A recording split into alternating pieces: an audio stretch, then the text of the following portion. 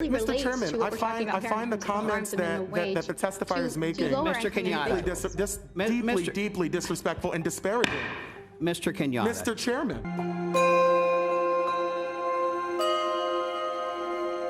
What are you going to do, arrest me? Yes, for intruding on premises. That's hilarious. That's exactly what it is. Not relaxed at all. Right here, people. No, it is not. No, it's not.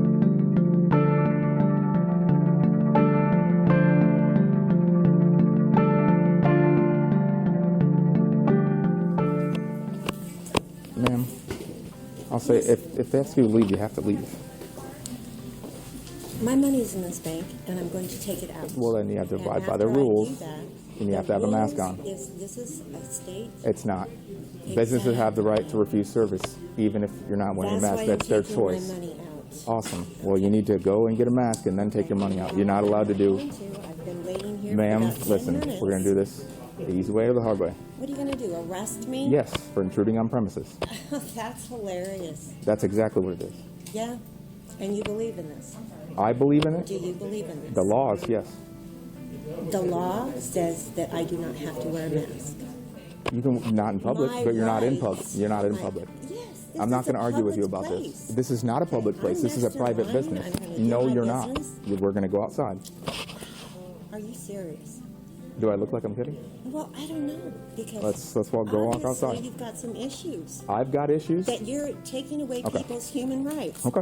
I'll say let's go Oh, now outside. is Let's he go going to outside. shoot me, people? Is No. he going to shoot me for trying not to breathe? Cool. Come Cool. on, dude. Don't do that. Oh, no. Do not touch me. Who do you think you are? 2010, one resisting. Back up. Some old lady is getting handcuffed here.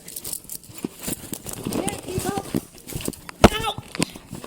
Ma'am, Are put your you- hands behind your back.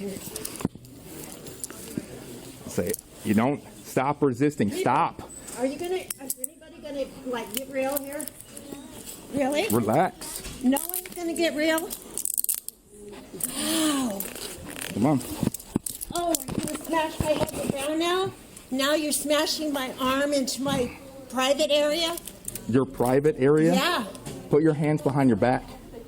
My hand is behind my back, sir. This one. Turn over on your stomach. Put your hand behind your back. Someone's filming this. You're hurting me. Oh, I'm filming it. This is like cut. Yeah, This is okay. like cutting. Stand up. Stand up. Stand yourself up. And how do you suggest, sir? I am like a 65-year-old woman here. Okay. What Sit are up. you doing? Are you happy now, lady? Okay. I'm not happy. You Okay, stand up. refuse to- Stand up.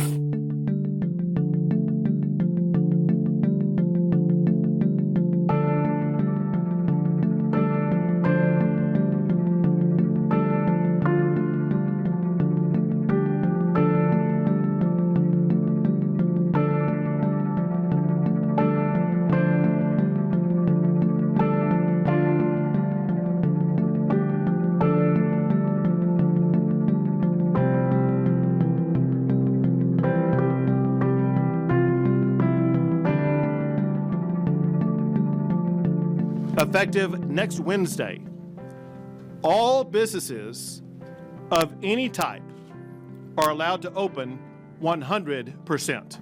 Also, I am ending the statewide mask mandate.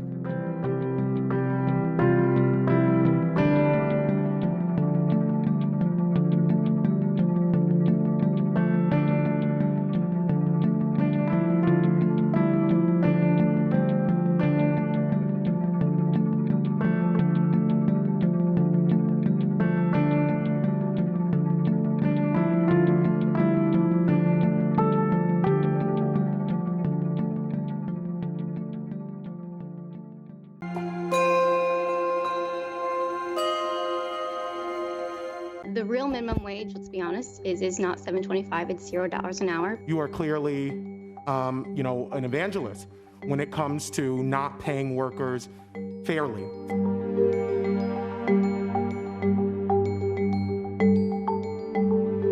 My question to you is it the position of the Commonwealth Foundation that we shouldn't have a minimum wage at all? Yeah, I would say there really is not a role here for the government to have a wage mandate. So yes, I would advocate for you know, if we're going to do something, you know, there are different tier minimum wages that we can do, but we see that the costs they outweigh the benefits. So it is the position of the Commonwealth Foundation that we should not have a minimum wage. Yeah, we think the minimum wage is harmful and an unnecessary policy.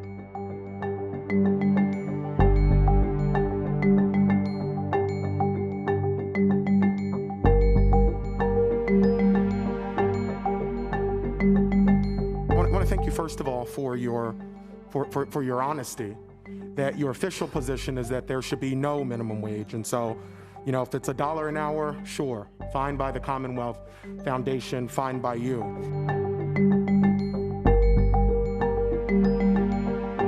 You are clearly, you know, an evangelist when it comes to not paying workers fairly. So I want to ask you this morning, how much do you make a year, Ms. Stell? Excuse me one second. Representative Kenyatta, let's keep the conversation focused on minimum wage. Mr. Chairman, this is exactly about the minimum wage. Please be courteous to the testifiers. You can ask questions, but please be polite, be courteous. I think my question is perfectly polite, Mr. Chairman. We're talking about this morning the wages that Pennsylvanians make. Ms. Stell is a Pennsylvanian who works at the Commonwealth Foundation, which is across the street from our state capitol, and she is sitting here arguing that she is perfectly fine with folks making $15,000 a year. And so my question is, based on her personal experience, does she survive off of $15,000 a year? Do you make more than $15,000 a year, Ms. Stell? I do not feel that I need to justify. So I'll take my that as a yes. comments My next question, I'll take that as a yes, Ms. Stell. Thank you. I'll just take it as a yes. Thank you. Going and looking at GuideStar, I could see that your CEO made $290,000 a year. Ms. Stell, should he make less? Hold on. Representative Kenyatta. Mr. Chairman, nobody else was interrupted. Representative Kenyatta, you're comparing college graduates with 20 or 30 years of working experience with a high school kid working at a fast food restaurant. Mr. Okay? Chairman, Mr. Chairman, your description of who minimum wage workers is completely inaccurate. And there are college graduates in my district who are working 2 and 3 jobs. And so that mischaracterization, if that is the reason you're interrupting my questioning, I think is inappropriate. My question is, if she thinks that $15 is too much, should her CEO make less than the $290,000 that he makes a year? Would that be good for the economy based on her policy experience? Well, first of all, I would say that you know, personally speaking, at one point in my life, I did make the minimum wage, and you know, I think we live in a country where you are rewarded for what you bring to the table, and so the real minimum wage, let's be honest, is not $7.25; it's $0 an hour. Because if you don't think an individual is going to bring that much value as an employee, you won't hire them. I'm sorry, Ms. Stell, that you don't think hardworking people in my district bring anything to the table. I find that deeply disrespectful. CEOs really Mr. Chairman, I find the comments that the testifier is making Mr. Kenyatta, deeply disrespectful and disparaging. Mr. Kenyatta. Mr. Chairman. No, Mr. Kenyatta. Thank you. You can't talk over the testifier. We're going to move on to the next questioner, which is Mr. Chairman, I was not Representative. talking over the testifier. You were talking over me. I asked a series of Representative. Mr. Chairman, I asked just 2 yes or no questions, and that's all I'm asking for. I would It's ask, a yes or a no, Mr. Chairman. I would ask all members, please be courteous and polite with our testifiers. Don't overtalk people, and don't bring up issues that have nothing to do with what the topic is today. Mr. Chairman, my only question was about wages, and I was routinely interrupted, Kenyatta, Mr. Chairman, you're by not, you. Mr. Kenyatta, you're not recognized right now. Who is recognized? Yeah, because I'm bringing up something that you don't want to bring up. We have a panel here with no workers, and I'm asking questions of the person you brought to testify. Okay, Representative. It's fine. It's fine. Representative I yield back. I yield back, Mr. Chairman. It's fine. Go ahead.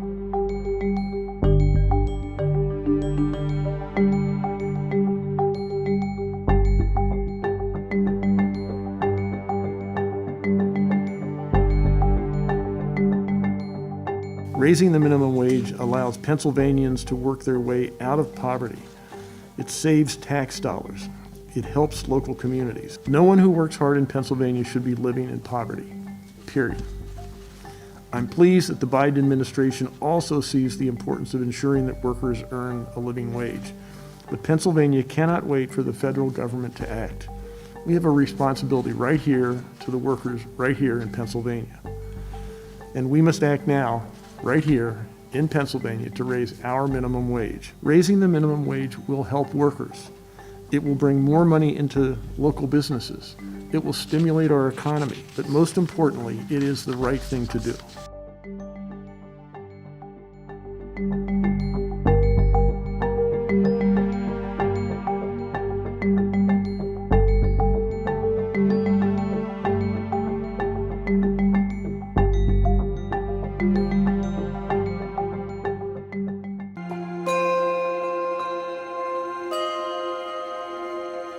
We passed the COVID bill, everybody.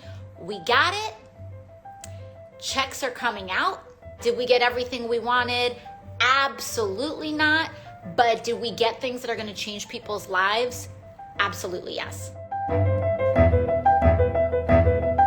So if you are an adult that makes $75,000 or less as an individual, as a married couple up to $150K, I believe, then you will be getting a stimulus check. If you make more than $80K, you will not be receiving a stimulus check. Now, again, this was a huge point of contention for us. What did we do to fight back? We said, okay, you know what? If you're gonna try to take this away from people, which we don't agree with, what we demand is that the first $10,200 in unemployment income that people got in 2020 should be tax-free. And so we won that. Even though they brought it and they said $1,400, what we pushed back with was, okay, if you're gonna do that, then we need to include dependents and we need to include adult dependents. So while we wanted it to be $2K for all, what we were able to do is that even though it was $1,400, we were able to bring a lot of people from $0 to $1,400. So everything from bun in the oven to 17 years old, you will get recurring checks this year starting 90 days from now. Between the time you start getting your recurring checks and the end of the year, you will get $3,000 per child above the age of 6 and up to the age of 17. And if you have a child 6 or under, it is $3,600. Unemployment was set to expire like 3 days from now. We have extended it $300 every week through September. If you lost a loved one due to the COVID-19 pandemic last year, and you incurred funeral expenses, burial expenses, any expense for putting your loved one to rest, we will pay you back up to $7,000 in expenses. In this bill, if you have COBRA, it will be paid for, your premium will be paid for 100% until about September. So you don't need to pay COBRA anymore. If you get your health insurance off the exchange, there are really important changes that mean you will pay less money and that it will not be as expensive for you. The federal government is also going to cover a larger share of Medicaid expenses for states that haven't expanded through the ACA. If your state has been cutting back services, if they are not hiring firefighters, if they stopped construction on bridges, if your school is struggling to reopen because they aren't able to make the infrastructure investments necessary, there is money here to help states not cut off their services or restart their services and not have to lay off a ton of people. We all want schools to reopen, but we don't want to put people at risk. And so what this allows us to do is create a path that is as safe as we can make it to help schools reopen safely. And there's no mandate in this bill, so it's still up to your community and leadership. $28 billion in grants for restaurants, free money, because we know that hospitality, restaurants, bars, venues got hit especially hard during the pandemic. And so there, on top of PPP, there's extra relief targeted to hospitality. And as someone who comes from the hospitality world, that worked in waitressing and bartending and venues, it's just, it's really close to our hearts, especially in New York City. So we're really, really excited to have that provision included in the bill. Now, before everyone gets ahead of themselves, there is not student loan cancellation in this bill, but there is a provision that feels like an Easter egg, which I think gives us some hope. There is a tax provision tucked away that says if your student loans get canceled, that cancellation, you don't have to pay taxes on that cancellation. There's no student debt cancellation in the bill. So this provision that's tucked in, I think, tells us, if you care about student debt cancellation, it's go time for you. You need to mobilize, and now is the time to organize, to create the political pressure, because in there, tucked away, is almost like a little, someone's paving the path. There's a lot of stuff that there is left to be desired that we need to build power to get. But the way that we build power is by acknowledging our achievements along the way, hype ourselves up, and then move on to continue on to the next fight. Because we got a lot of fight ahead. We have a lot of work ahead, but this is major, major.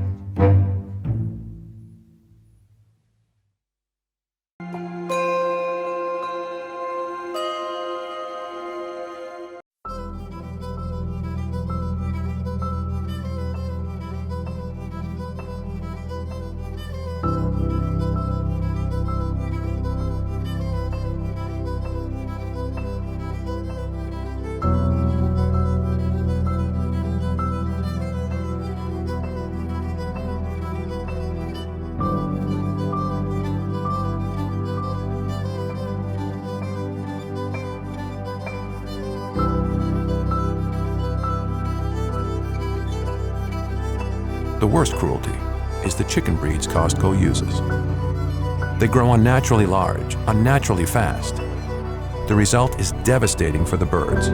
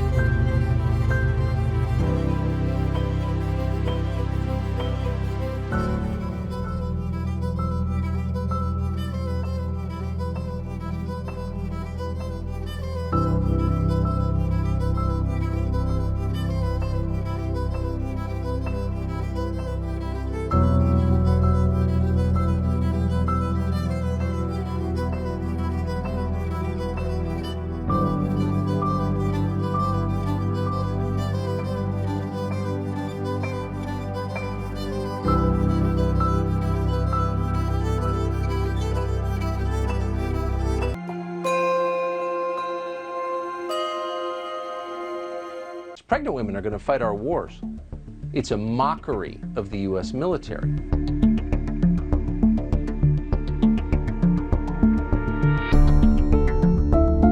So we've got new hairstyles and maternity flight suits. Pregnant women are going to fight our wars. It's a mockery of the U.S. military. While China's military becomes more masculine as it's assembled the world's largest navy, our military needs to become, as Joe Biden says, more feminine, whatever feminine means anymore, since men and women no longer exist. The bottom line is it's out of control, and the Pentagon's going along with this. Again, this is a mockery of the U.S. military.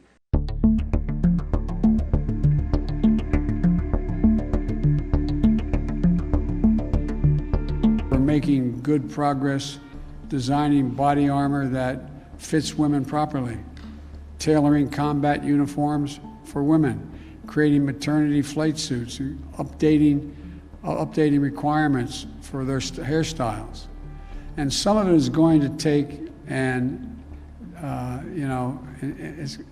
intensity of purpose and mission to really change the culture and habits that cause women to leave the military.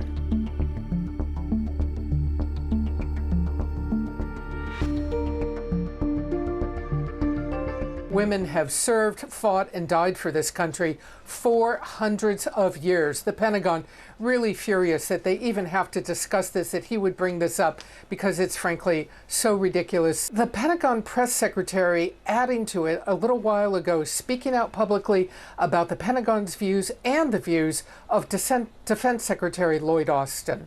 What we absolutely won't do is take personnel advice from a talk show host or the Chinese military. Now, maybe those folks feel like they have something to prove. That's on them. The Secretary certainly shares the revulsion of so many others to what Mr. Carlson said in his opening statement. I don't watch a lot of drama TV. I understand some comments were made yesterday, and I watched the clip that Mr. Carlson produced as he referred to pregnant women in the military. I'll remind everyone that his opinion, which he has a right to, is based off of actually 0 days of service in the armed forces. Let me offer you my opinion. My opinion is based off of 28 years of actual service in the military, 28 years in the Marine Corps, in combat operations out at sea and in garrison. And so he was talking specifically about pregnant women in the armed forces today and how it makes us less lethal and less fit and less ready. Let me tell you where he's wrong.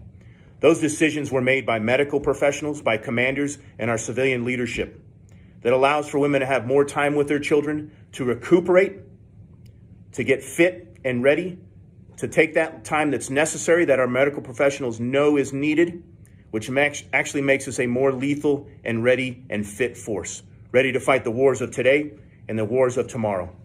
The bottom line is that we value women in our armed forces. We value those that have served in the past, and we value those that have served today.